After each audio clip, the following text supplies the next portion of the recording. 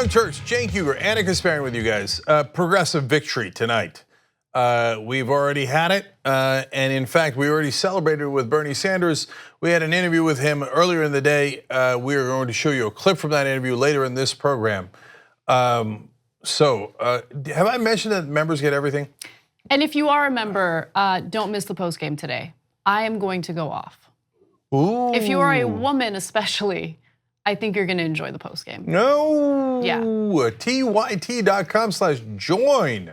Okay, like I said, a little bit portion of the Bernie Sanders interview later that I conducted earlier today, because it's about a great victory for American workers. And against literally the richest man in the world. They said he couldn't do it, but he did do it. And a huge shout out to Ro Khanna as well. So we'll talk about that later. Okay, Donald Trump, it turns out I was wrong. I had always said that he got $40 to $200 million from his parents. And sometimes I would winkingly use the $200 million number. Wrong.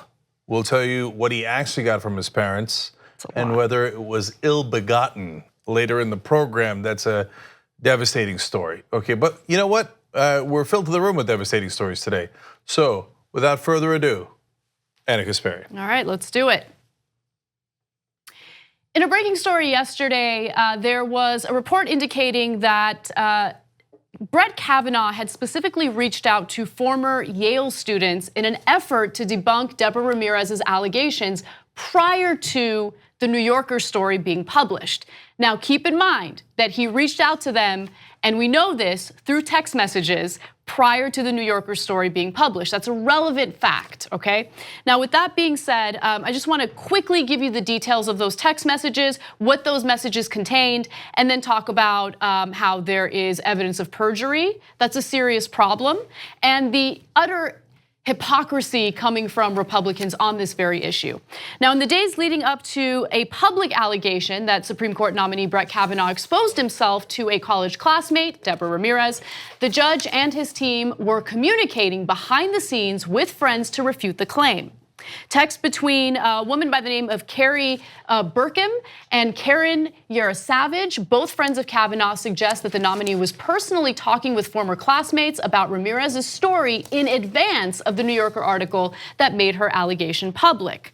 So Burkham did speak to the press about this, and the main reason why she spoke to the press about it was because she was trying to get these text messages to the FBI as part of their investigation, but she was having trouble getting to them. She was having trouble submitting this evidence to them or getting a response back. So Burkham says in her memo to the FBI that Kavanaugh and or his friends may have initiated an anticipatory narrative as early as July to conceal or discredit Ramirez. So I want to be clear about something here. His testimony was on September 25th. The New Yorker article was on September 23rd. The text messages, at least some of them, are very clearly from September 22nd. Before the New Yorker article comes out, Kavanaugh is reaching out to classmates at Yale, trying to get them to side with him instead of Ramirez. So that is going to be enormously relevant to the perjury. Now, but as Anna just told you, they actually apparently knew this for months on end. Some of this trying to discredit his accusers goes back to July, which goes to a question we've been asking that I really haven't seen almost anywhere else. Okay, so this is what Kavanaugh knew, and that's devastating, and I was led to believe by Republicans perjury is monumentally important and in our impeachment grounds. But who else knew? Did the Republican senators know? And that's a very good question. There's references to Brett's team. Who was on Brett's team? Did it include people talking to the Republican senators who might have known about these allegations for months? And to be fair, it's not that they didn't do anything about them. Apparently they were busy behind the scenes, so at least some people were trying to discredit the women who they knew would be coming forward. I would like to know why Mitch McConnell wanted to dissuade Donald Trump from choosing Brett Kavanaugh as the Supreme Court nominee. Now, the media reports at the time argued that McConnell wanted to dissuade Trump because he was very concerned that Kavanaugh had an extensive record and there were too many documents to go through, and that it would just take too long, and he was concerned.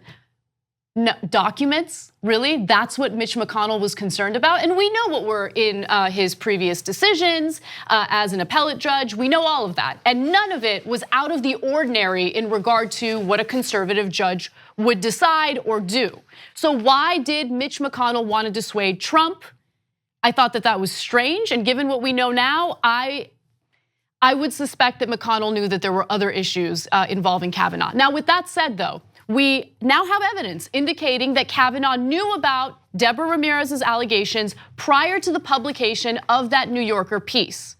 Now, when Senator Orrin Hatch asked Kavanaugh about Deborah Ramirez's allegations, it appears that Kavanaugh lied under oath, and we have evidence of that. So let's take a look at the first video. Again, this is Senator Orrin Hatch speaking to Kavanaugh during the hearing. When did you first hear of Ms. Ramirez's allegations against you? In the period since then, in the New Yorker story. Did the ranking member or any of her colleagues or any of their staffs ask you about Ms. Ramirez's allegations before they were leaked to the press? No. Oh, it's fascinating. It appears that he lied there. Yeah, that's a clear lie. So, look, I think it's a super clear lie that Devil's Triangle is a drinking game and all the other things that he clearly, to any rational human being, is not telling the truth about when it came to all of his descriptions of what he did in high school and college. But you can make an argument. You can say, well, maybe in some really rare places, Devil's Triangle might not mean what it means everywhere else in the country, but in that little cave or village, it means a drinking game, okay? But I never heard about it until the New Yorker article, and I have texts. Now the FBI is in possession of text messages from before the New Yorker article where he's talking about the Ramirez allegations. That is a stone cold lie. Perjury, indisputable. And I also want to be clear about something else. The former classmates who are now coming forward are doing so reluctantly. In fact, they did not want to get involved in any of this until after they saw the hearing and they saw the way Brett Kavanaugh presented himself and argued that this is nothing more than a witch hunt. He argued that this is a smear campaign and that he was a great choir boy when he was younger, that he didn't do anything out of the ordinary. It appears that he did, and that's the reason why these individuals are coming out and they're providing this evidence for the FBI investigation. And they're being clear in that they don't know whether or not he actually committed the sexual assaults that he's been accused of. But they do feel that it's their duty to give the FBI whatever information they have so the right conclusion can be drawn from that. And Kavanaugh is a serial liar. And it definitely makes me question whether he lied about the underlying allegations. Because he doesn't have to lie about any of this. Mm-hmm. So a man in his position could easily say, yeah, I had heard rumors that the New Yorker was looking into a piece about Ramirez. And I know I didn't do anything with Ramirez, so I went to all my friends and said, do you guys remember anything like this? And I tried to get witnesses. Now, some people are saying, witness tampering. This is not a trial, so I'm not sure that I agree with that charge. Besides which, you can say your team did it. Maybe you should have had your team do it, but that you didn't personally do it. That part to me is not important. What's important is the gratuitous lies. The lies that don't need to happen. I like beer, but I never drank too much. Every person who knows you thought you drank too much.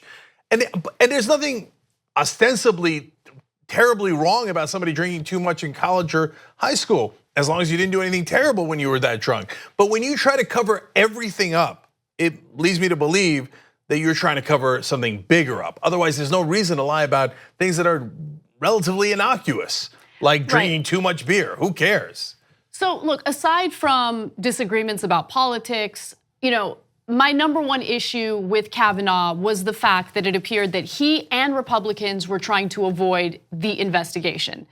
But once the agreement happened and the investigation was going to take place, I don't know if he's guilty or not, and I feel extremely uncomfortable, making a firm judgment on that until we have all the facts in front of us. But now, even if the FBI doesn't find anything in regard to those allegations, either proving or disproving it, the bigger issue would be the fact that he consistently lied throughout that hearing.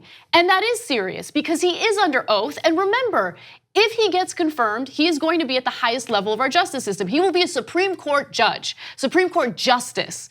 And so are we comfortable with someone who just flat out lies like that, making decisions defending our Constitution?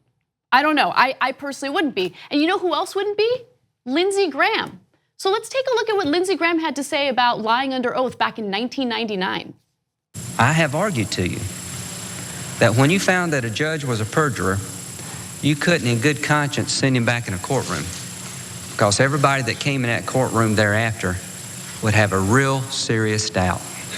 I will argue to you that when you find this president guilty of perjury, if you do, that he has violated his oath and that by a consequence of that, some public trust has been lost. I totally agree with him on that. I just wish that he would apply that same standard to Supreme Court nominees on the Republican side. If a federal judge is found to be lying, you've lost trust in him. He's got to go. Lindsey Graham there was arguing for the impeachment of President Bill Clinton because he told a lie. Now, we clearly have Kavanaugh lying about the text here. No question about it. So, Lindsey Graham, are you a man of your word? I know that you like to get all worked up about principles. Well, here's a principle you said. I didn't say it, you said it, right? So are you gonna take action on it? By the way, Kavanaugh is a weird liar. And so if Graham was worried about lies that Clinton told about a consensual affair that Bill Clinton had, wait till you get a load of Kavanaugh. So why do I say he's a weird liar? So in the case of Ramirez, they were at a wedding together and his team worked hard to get a picture of them together at the wedding, presumably to use as evidence of, well, here she is standing next to him, and they're all fine, right? And so and they got that picture. So now it doesn't show any real thing. We can show it to you here. They're very distant, and the woman who we actually have that photo, so I want to just quickly show it to you. It's graphic 7. Right, and the woman who's telling us about this is standing next to Ramirez, who's circled there on the left, and she's saying that she basically clung on to her the whole night and didn't want to go near Kavanaugh or his friends. But that's not the relevant part to me, at least in this context. The relevant part is that when Kavanaugh was asked if he had been at a wedding with her, he said, probably. No, but wait a minute, why do you say that? You know you were at the wedding with her. You tried to get the picture of you and her at the wedding together. You're perfectly aware of that. Why would you say probably? He then went on to say, I'm sure I saw her because it wasn't a huge wedding, but that he doesn't have any specific recollection. That is a weird lie, man. You have the picture of you and her at the wedding. I would say, yeah, I was at the wedding with her. Yeah, I remember being at the wedding, but I don't remember much beyond that. But no, even that he's got to lie about. Now, there's something wrong with this guy. And so we came in with an open mind. Every day, evidence mounts that he has been lying all throughout. So far, there's been no evidence that Dr. Blasey Ford has lied. So this is, if it was a mystery, that mystery is becoming less and less interesting every day. One side has been shown to lie over and over and over again, and the other has had their story corroborated not only by other people who talk about the other details, not about the assault, because that was in a room with just Kavanaugh, Judge, and Ford at the time. But every other detail she's given, even corroborated by Brett Kavanaugh's own calendar. So it's becoming a no contest as to who's lying and who's telling the truth. And again, on the issue of the text, there can be no reasonable argument otherwise. And Lindsey Graham, I'm sure, is not only saying pull the nomination, but impeach Kavanaugh, right? Right, Lindsey? Because I know you claim you're a man of your word. Well, Lindsey Graham maintains that these accusations against Brett Kavanaugh are nothing more than politics, the left trying to smear him. In fact, I want to just quickly remind you of the meltdown that Senator Graham had during the hearing involving Brett Kavanaugh and Dr. Blasey Ford. Let's take a quick look at that. What you want to do is destroy this guy's life, hold this seat open, and hope you win in 2020. You've said that, not me. I would never do to them what you've done to this guy. This is the most unethical sham since I've been in politics. Boy, y'all want power. God, I hope you never get it. I hope the American people can see through this sham. You're looking for a fair process? You came to the wrong town at the wrong time, my friend. Now remember, he's accusing Democrats of playing politics, and I think to some extent there are politics involved, which is why I want to make sure that we stick to the facts and not allow any narrative to take control or take hold of what we think, right? Let's stick to the evidence that we have in front of us. But Lindsey Graham, it's rich to hear him talk about politics and how Democrats are trying to block Kavanaugh because of politics. Remember Merrick Garland? Remember the fact that Obama nominates a Supreme Court justice and Republicans blocked him due to politics. And we have evidence of that as well. Lindsey Graham, at the time, had tweeted a video following his first meeting with Garland. And here's what he had to say. Just had a good meeting with Judge Garland. He's honest and capable. His reputation's beyond reproach. I've told him that I believe that the Scalia vacancy should be filled by the next president. We're well into the nominating process. I think that's best for the court. I think that's best for the country. Let the voters have a say about who they'd like to be the next Supreme Court justice. Yeah, we really like Garland, but we're gonna wait over a year until Republicans have some control, and then we'll make a decision. Lindsey Graham was outraged that we would wait one more week to do an FBI investigation. They waited 14 months on Merrick Garland.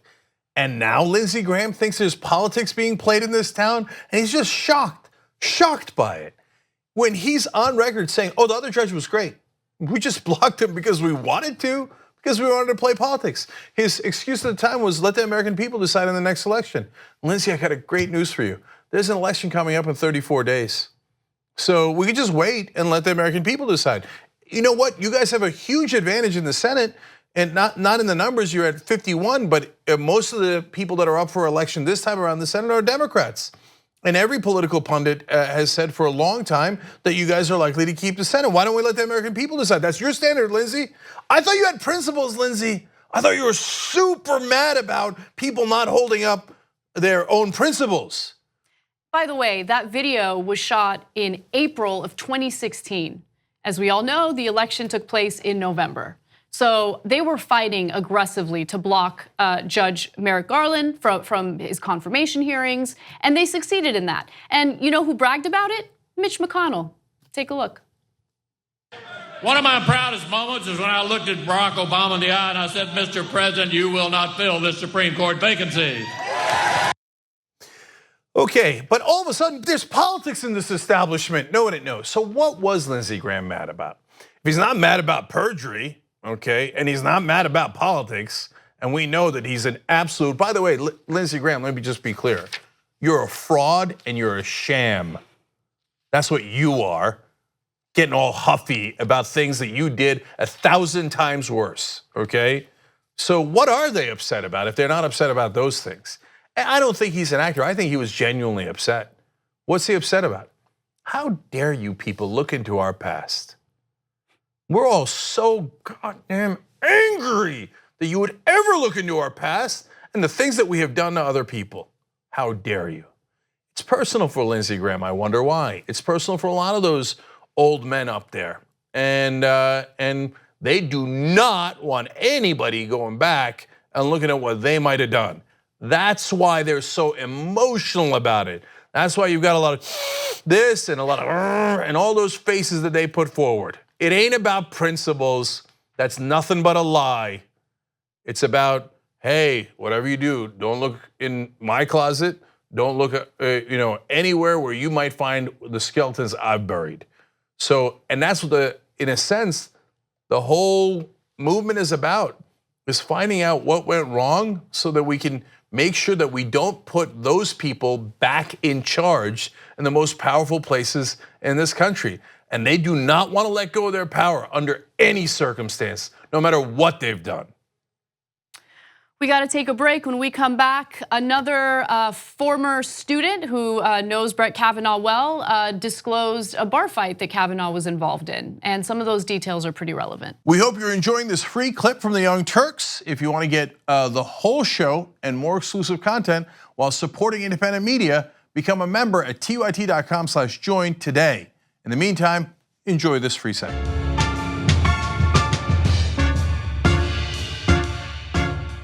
All right, back on the Young Turks. Let's go to the comment section. Gabby Marita says, this is the members' comments. There are two types of post-game shows that I absolutely love.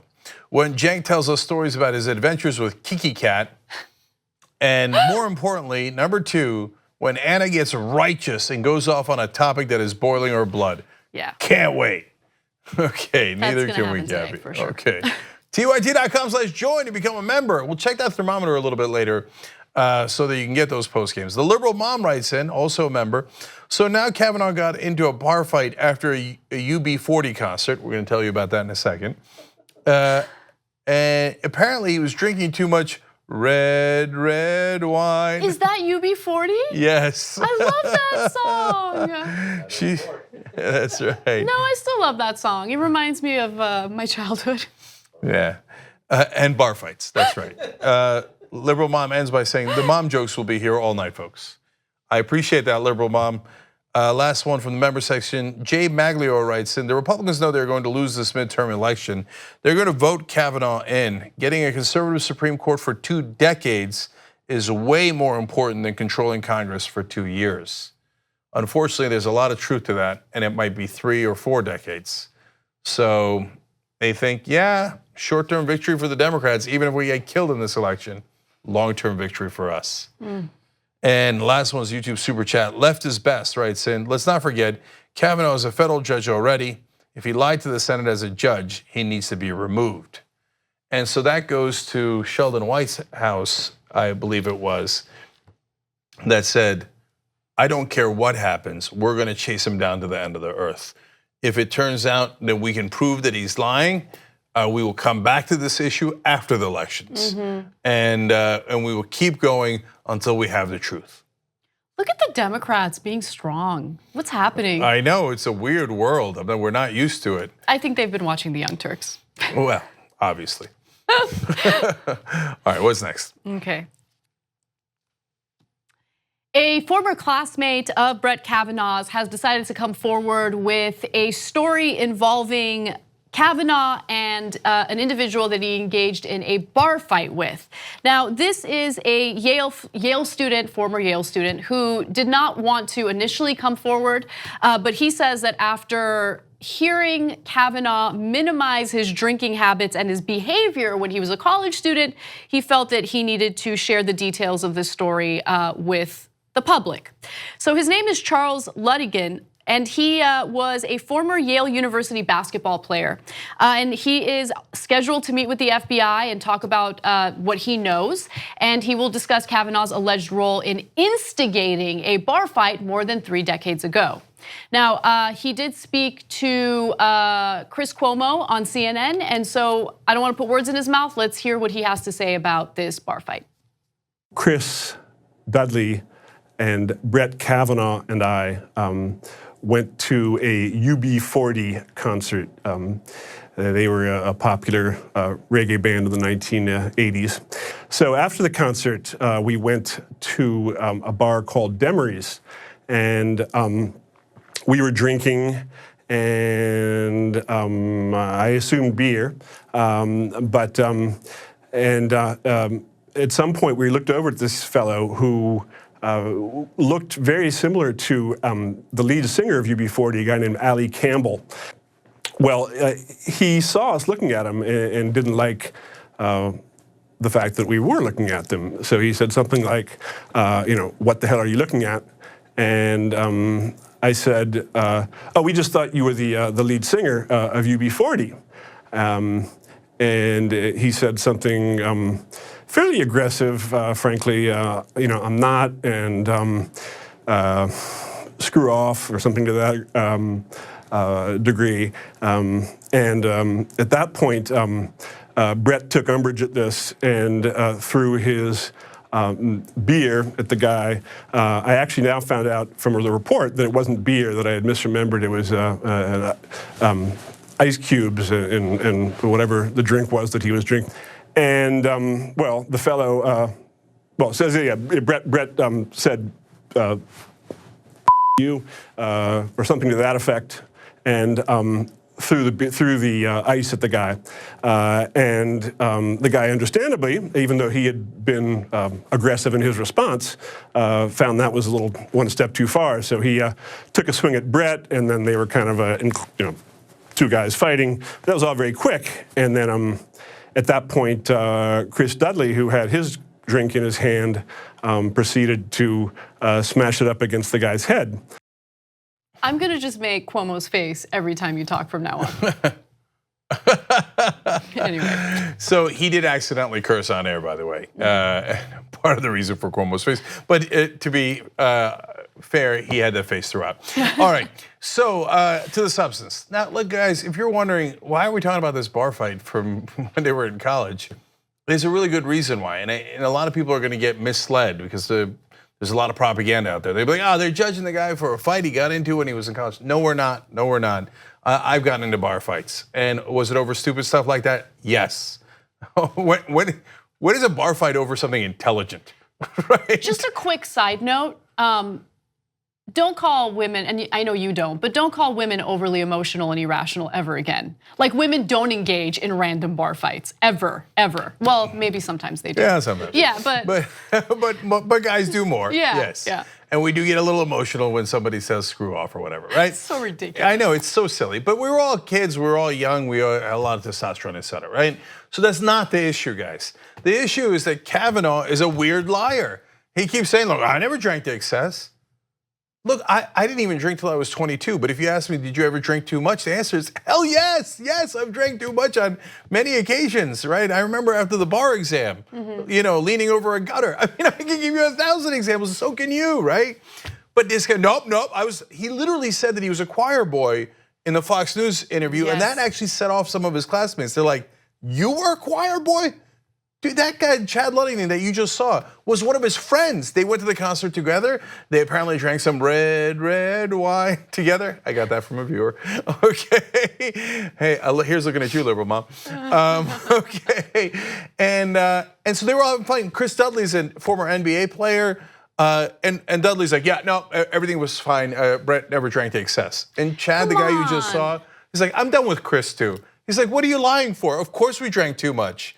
Look, the reason why Kavanaugh's lying about drinking too much is because he doesn't want anyone to make the argument that he could have done what he was accused of doing after blacking out while drunk, right? And so that's why he minimizes his drinking.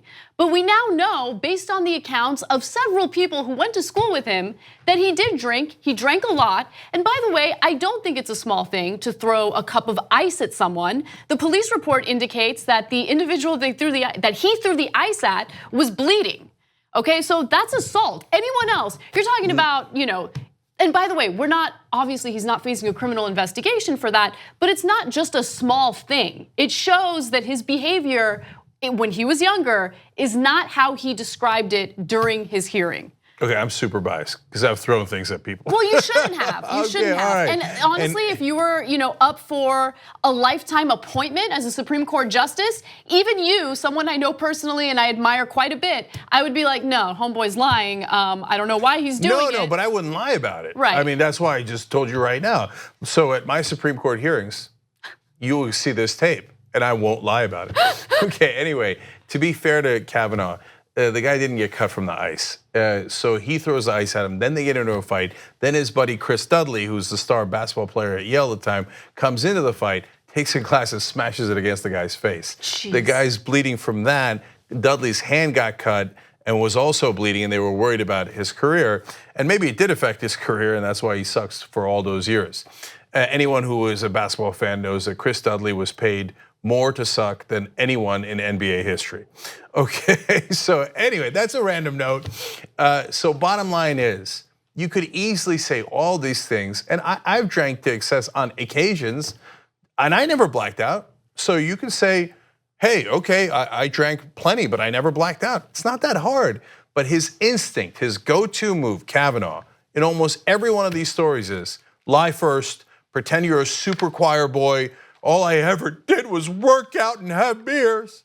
And my daddy, it was one of the funnier parts. I thought his dad was dead. Okay, the way that he was speaking about his dad, did you see that? He's like, my daddy used to take good notes. I love my dad. I was like, I got all worked up. I got a little emotional at that. I talked about it on day one. And it turns out I wasn't alone. Everybody assumed his dad was dead. No, his dad was right behind him. Kavanaugh's dad? Yeah, Kavanaugh's dad is not dead. He was right behind him in the hearings. He loves his dad. No, loving your dad, that's a great thing. That's why, there was a part of that opening statement that I empathized with and that I made clear on day one. But this is now 18 lies too many. And there's another Yale classmate, Richard Uygur, who's like, him, a choir boy? No. He's like, look, we went to Deke, and Deke was also a party frat at my school, and he's like, we drank heavily. Pretending that we didn't drink heavily is insanity. I don't know why he's lying about that. Ooh, I know. Well, I'm gonna move on. We're gonna go to a Trump rally. We're gonna go together. Emma's gonna take us there, so let's move on to that story. Our very own Emma Vigeland went to yet another Trump rally, and she wanted to ask the Trump supporters what they think about this whole Brett Kavanaugh case. Do they believe the accusations? Could there possibly be some credibility to the accusations?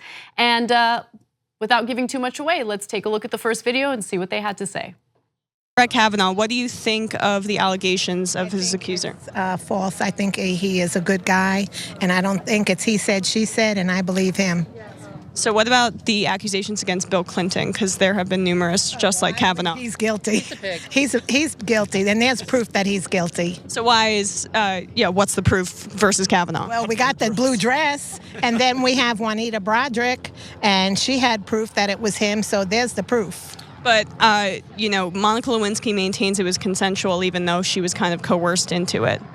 Well, she could say what she wants. If you get paid enough, you'll say anything. He lied under oath and said that I did not have sexual relationship with that woman. He lied under oath.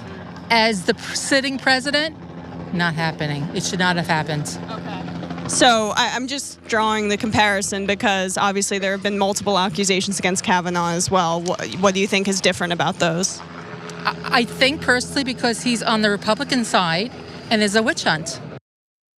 They're amazing, man. They are amazing. So like, if you ask me, did Bill Clinton lie? Yeah, of course he lied, right? And so they went to look after a real estate deal. They actually did a witch hunt and got into his personal sex life for reasons that no one even remembers anymore. They were supposed to be talking about a whitewater land deal in Arkansas. How did we get to the blue dress from there? Anyway, they went and they're like, dig. Who cares? He didn't do the Arkansas thing. At the end, Ken Starr said he didn't do it. Who cares? We got him on something else. We wanted to get him and we got him, right? Now, okay, but he did lie, right? Now, because we live in the reality-based world, okay? But Kavanaugh also appears to be lying, not appears, we now know, and maybe they don't know every detail, to be fair to them, right? But you guys saw that testimony. Why is it your gut instinct is, if he's a Republican, or he's telling the truth, he's an honorable man, a wonderful person, and said that liar is lying about him.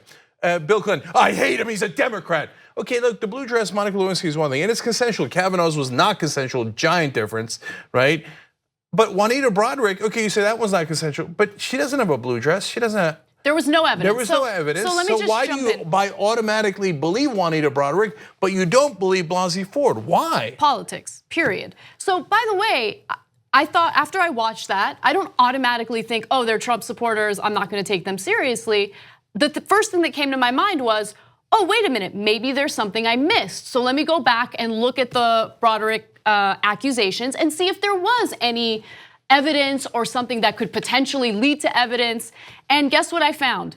No evidence. Now, does that mean that her accusations were 100% false? No, it doesn't mean that, right? But there was no evidence. In fact, back in 1997, Juanita Broderick signed an affidavit, sworn affidavit, saying that there was no unwanted advances from Bill Clinton.